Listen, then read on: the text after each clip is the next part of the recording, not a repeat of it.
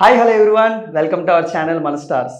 ఈరోజు ఇంటర్వ్యూలో మన ముందున్న స్పెషల్ గెస్ట్ ఎవరంటే ఆయన డైరెక్టర్గా ఆయన డైరెక్షన్ కెరీర్కి నాంది సినిమాతో నాంది పలుకుతూ, అలాగే అల్లరి నరేష్ గారి కెరీర్కి కూడా ఒక కొత్త యాక్టర్ని మనకు చూపిస్తూ ఆయన కెరీర్ కూడా నాంది పలిగారు. సో మరి ఆ సినిమాతో ఒక మంచి సక్సెస్ సాధించి మరొకసారి వీళ్ళ కాంబినేషన్లో నరేష్ గారి ఉగ్ర రూపాన్ని చూపిస్తూ ఆయన డైరెక్షన్ ఉన్న ఉగ్రాన్ని చూపిస్తూ మే 5th ఉగ్రం సినిమాతో మన ముందుకు రాబోతున్నారు. సో మరి ఈ సినిమా డైరెక్టర్ విజయ్ కనక మేడల గారు మనతో ఉన్నారు. మరి ఆయనతో మాట్లాడి ఈ సినిమా గురించి ఇంకా ఎన్నో విషయాలు తెలుసుకుందాం. Let's go.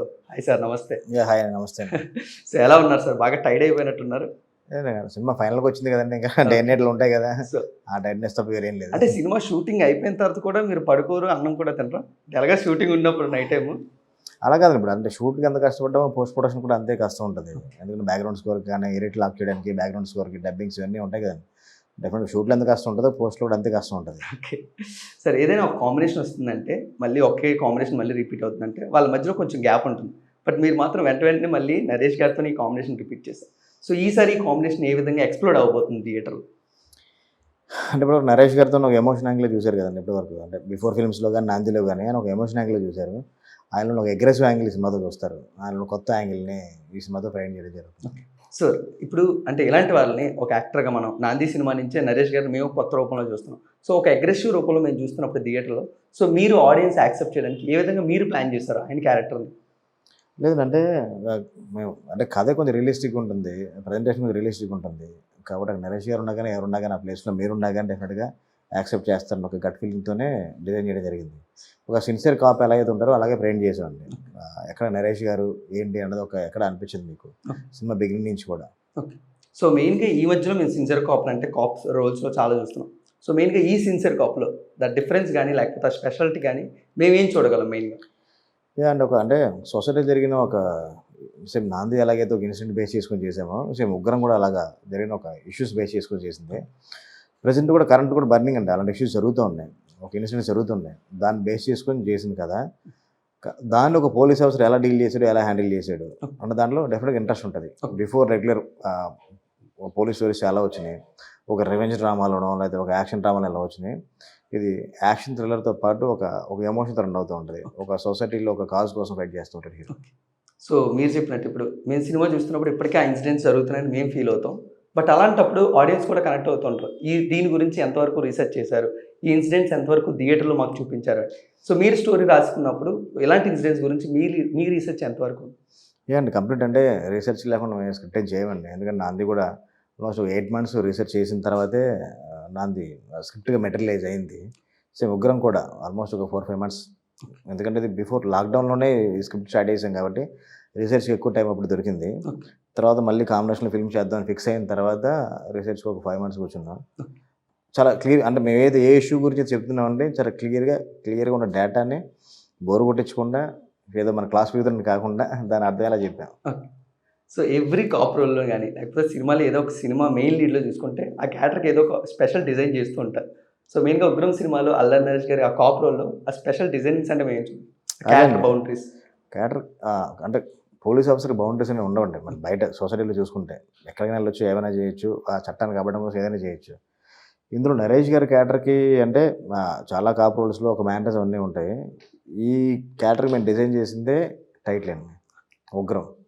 అంటే ఒక ఫీరియస్ కాప్ ఒక ఇన్సిడెంట్ ఏదైనా ఒక సిచ్యువేషన్ ఏదైనా ప్రాబ్లం జరిగితే దాన్ని ఎలా డీల్ చేస్తాడు అన్నదే ఈ సినిమాలో కొత్తదనం. ఓకే.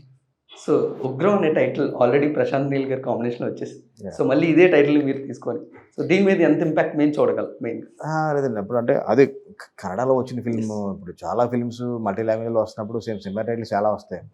ఈ స్క్రిప్ట్కి ఈ సినిమాలో నేను చెప్తున్న ఎమోషన్కి హీరో క్యారెక్టర్ యొక్క ఎమోషన్కి ఉగ్రం అనేది పర్ఫెక్ట్ యాప్ట్ కాబట్టి ఉగ్రం పెట్టింది తప్ప ప్రశాంత్ నీల్ ఫస్ట్ సినిమా ఉగ్రం అని మనం పెట్టలేదు అలాగే. ఓకే సార్, మీరు చెప్పినట్టు ఇప్పుడు అంటే ఎవ్రీ క్యారెక్టర్ అంటే ఈయన సీరియస్ కాప్. సో ఆయన దేన్నైనా ఎంత ఫెరోషియస్గా డీల్ చేస్తారనేది.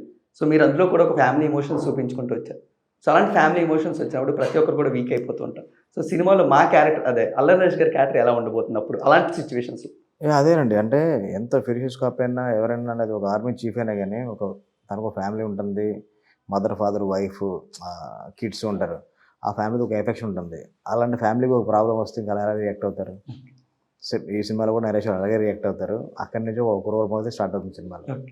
సో మెయిన్గా ఈ సినిమాలో ఎంటర్టైన్మెంట్ అనేది మేము ఎంతవరకు ఎంజాయ్ చేయొచ్చు. ఏంటంటే ఒక పోలీస్ ఆఫీసర్ లైఫ్లో ఎంత ఎంటర్టైన్మెంట్ అయితే ఉంటుందో, ఎంత ఫ్యామిలీ లైఫ్ అయితే ఉంటుందో డెఫినెట్గా ఈ సినిమాలో అంతే ఉంటుంది. ఓకే. మోర్ దెన్ మీరు నాంది చూస్తుంటారు కాబట్టి నా సినిమాలో ఎంటర్టైన్మెంట్ ఏజ్ ఎంతవరకు ఉంటుంది, ఎంత పర్సెంటేజ్ ఉంటుందని మీకు అర్థమై ఉంటుంది. ఈ సినిమాలో ఇంకొంచెం ఎమోషన్స్, ఫ్యామిలీ ఎమోషన్స్ ఎక్కువ ఉంటాయి. హీరోకు వైఫ్ క్యారెక్టర్ కానీ, ఒక డాటర్ క్యారెక్టర్ కానీ, అది కొంచెం ఎమోషన్స్ ఎక్కువ ఉంటాయి. అవి కూడా చాలా ఇంపార్టెంట్ క్యారెక్టర్స్. హీరోయిన్ క్యారెక్టర్ కానీ, ఒక చిన్న పాప చేసింది ఊహారెడ్డి, తన క్యారెక్టర్ కూడా చాలా ఇంపార్టెంట్. డెఫినెట్ తన సీన్స్ వచ్చినప్పుడు మాత్రం అందరూ టీయర్స్ అలాగా కొలైపోయినట్టే కారిపోతూ ఉంటాయి. ఓకే. చాలా ఎమోషనల్ బాగా అవుతారు. సో ఈ మధ్యన మన ఎమోషన్స్ సినిమాలో క్యారీ చేయడానికి ఎక్కువగా మనం A+ డైలాగ్స్, బోల్డ్ డైలాగ్స్ వాడుతున్నాం. సో ఇందులో కూడా మనం ఒక డైలాగ్ చూసాం. బట్ సెన్సార్ కట్ దగ్గరికి వచ్చినప్పటికి అది మళ్ళీ మనం అయితే బీప్ అయిపోవడం లేకపోతే తీసేయడం ఏదో జరుగుతుంది.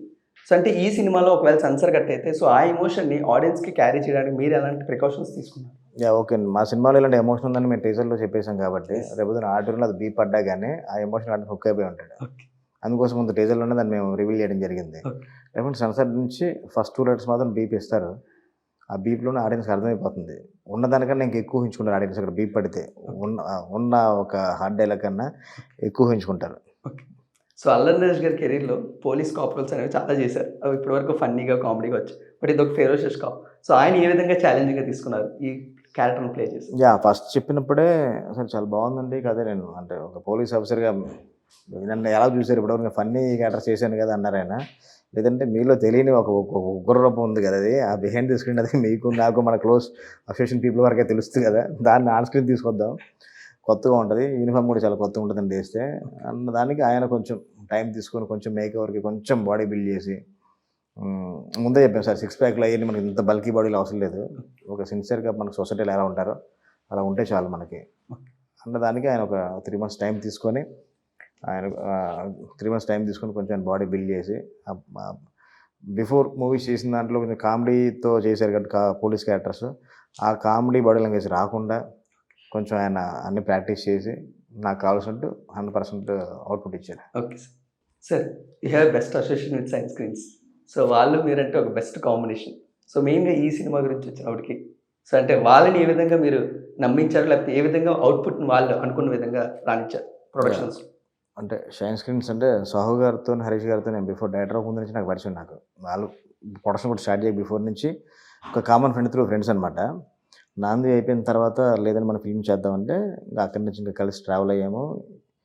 ఈ ప్రొడక్షన్ హౌస్ గురించి క్లియర్గా చెప్పాలంటే ఏంటంటే బడ్జెట్స్ లెక్కలు వేసుకొని, బిజినెస్ లెక్కలు వేసుకొని అయితే ఈ ఫిల్మ్కి అయితే చేయలేదు.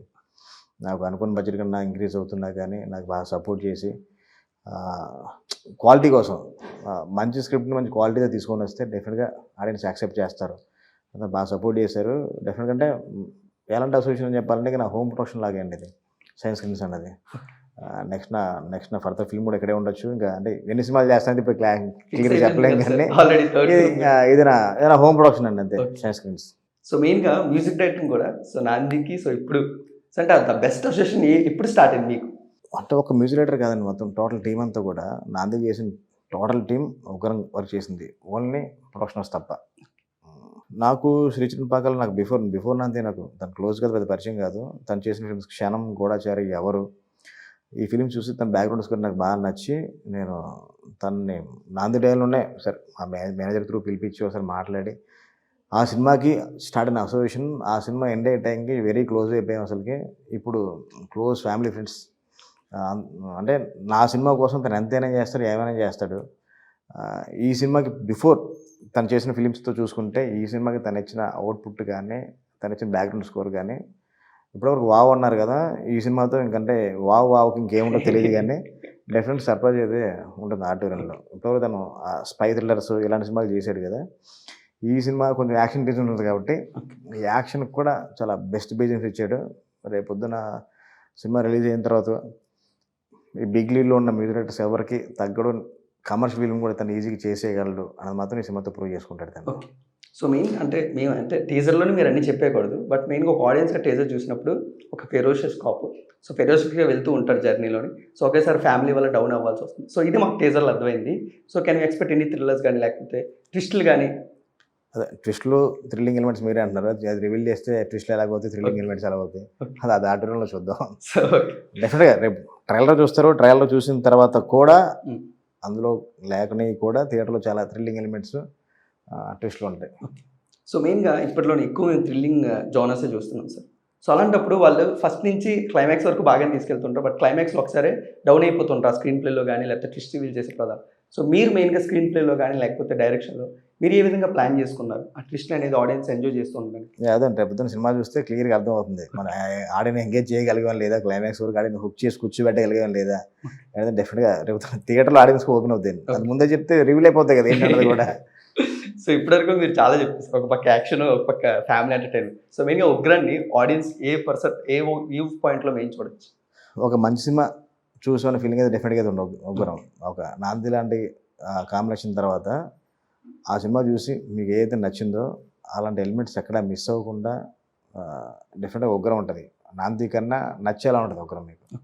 So can expect any part 2?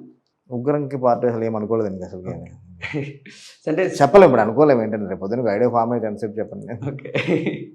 So మెయిన్గా ఈ టీజర్లో మేము చూసాక సో లైట్ ఫైట్ అనేది చాలా బాగా హైలైట్ అయ్యేలాగా ఉంది.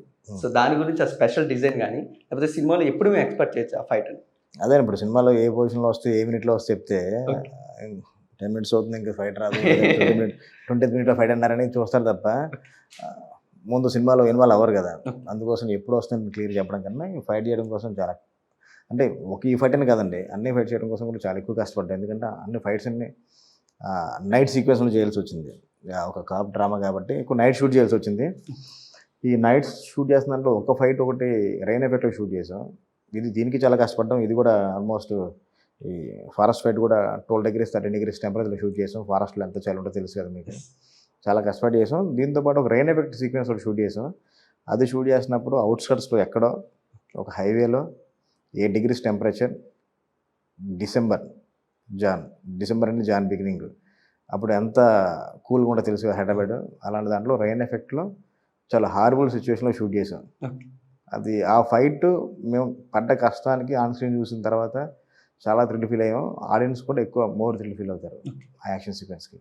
సో మెయిన్గా నాంది టైంలో అల్లరి నరేష్ గారు మీరు ఏం చెప్తే అది చేసుకుంటూ వెళ్ళిపోయారు. బట్ ఇప్పుడు మీరు చాలా ఛాలెంజెస్ చెప్తున్నారు. సో మెయిన్గా అందులో ఒక ఫెరోషియస్ కాదు. సో ఆయన అలాంటి టైంలో మీకు ఏ విధంగా సపోర్ట్ చేశారు మెయిన్గా ఒక యాక్టర్గా? అదే నా దగ్గర నుంచి ఒక సింగిల్ క్వశ్చన్ ఉండదండి. ఇది ఇలా చేద్దామంటే ఓకే అండి, ఒకసారి ఎలా చెప్తారు ఒకసారి ఓకే ఓకే అండి, ఇది ఓకే కదా అంతే. యాక్షన్ ఓకే చేస్తున్నప్పుడు సార్ కొంచెం స్టిఫ్ ఉండాలి, కొంచెం బాడీ బెండ్ అవ్వకూడదు, ఏం చెప్పినా కానీ వెంటనే ఆయన ఓన్ చేసుకొని వెంటనే చేస్తాడు. నో అని అంటే నాకనే కదండి, ఏ డైరెక్టర్ కూడా ఇప్పటివరకు అయినా నో అనేది నాకు తెలిసిన డిక్షనరీ లేదు. డైరెక్టర్ ఏది అడిగితే 100% ఎఫర్ట్ పెట్టి పని చేస్తాడు ఆయన. సో మెయిన్గా మీరు ఒక స్టోరీ చెప్తూ ఉంటారు హీరోగా. సో దాని మళ్ళీ స్క్రీన్ మీదకి వచ్చినప్పుడు కొన్ని చేంజెస్ అవ్వచ్చు, లేకపోతే కొన్ని డిఫరెన్సెస్ రావచ్చు. సో మెయిన్గా ఉగ్రంలో మీరు అనుకున్న స్టోరీకి సో అవుట్పుట్కి మీరు ఏ విధంగా ఫీల్ అవుతున్నారు? మీకు లేదంటే ఇప్పుడు నా సెకండ్ ఫిల్మే నాందికి ఏమనుకున్నామో ఆన్ స్క్రీన్ అదే ఉంది.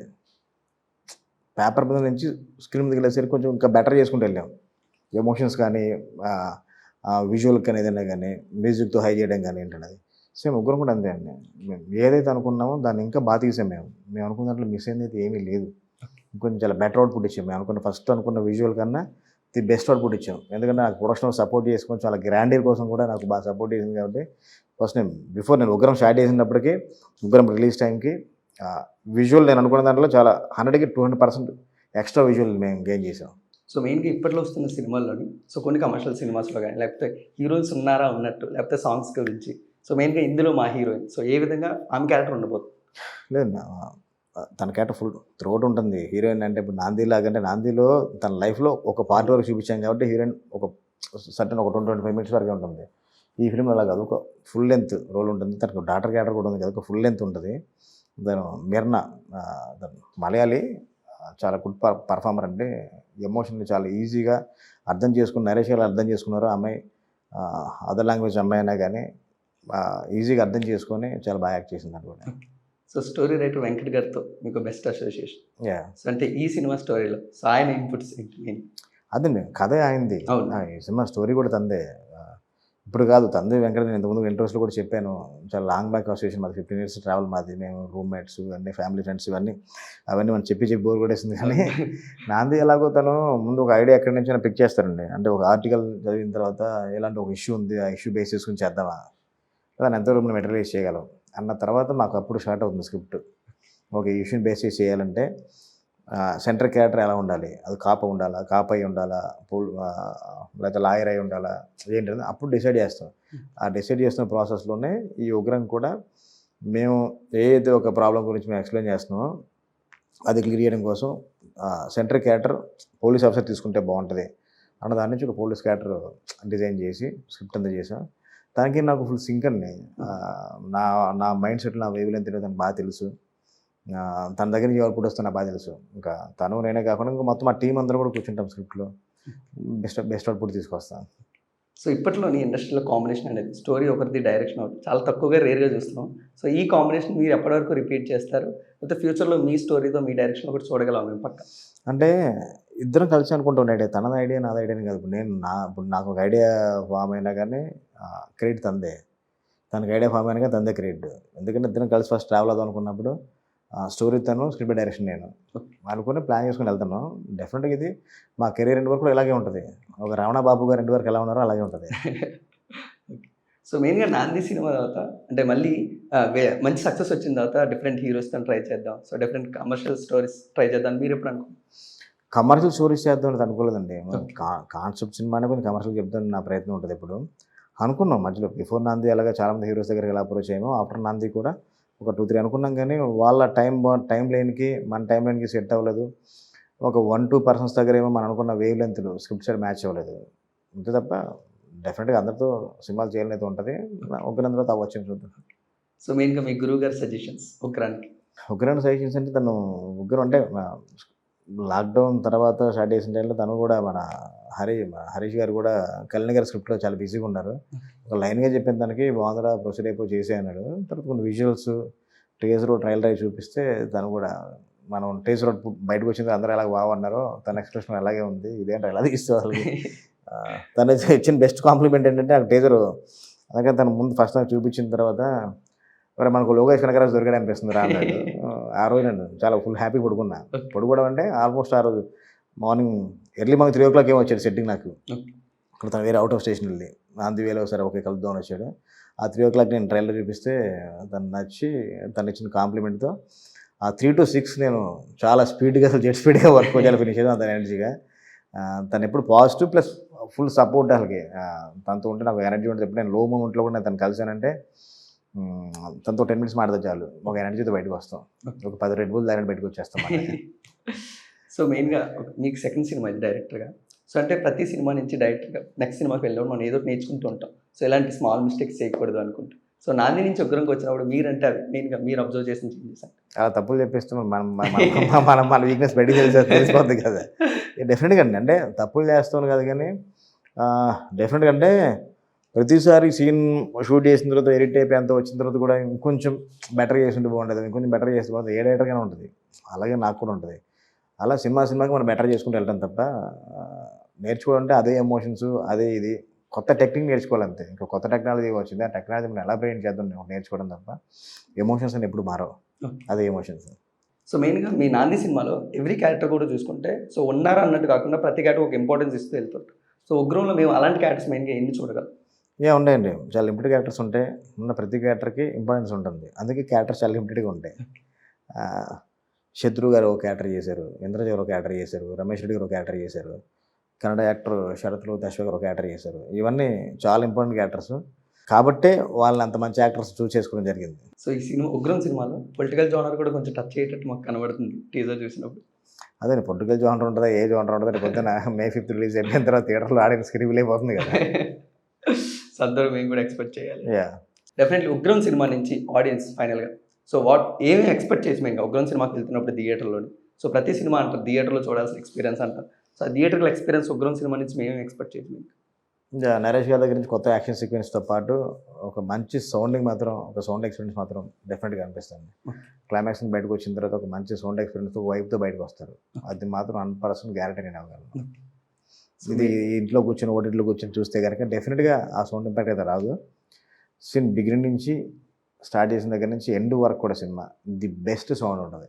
సో మీకు ఒకవేళ ఫస్ట్ సినిమా మీకు సక్సెస్ అయ్యింది, సో మీకు అప్పుడు డెఫినెట్లీ హిట్తోనే పాటు రెస్పాన్సిబిలిటీ రెస్పెక్టివ్ అన్నీ కూడా వస్తూ ఉంటాయి.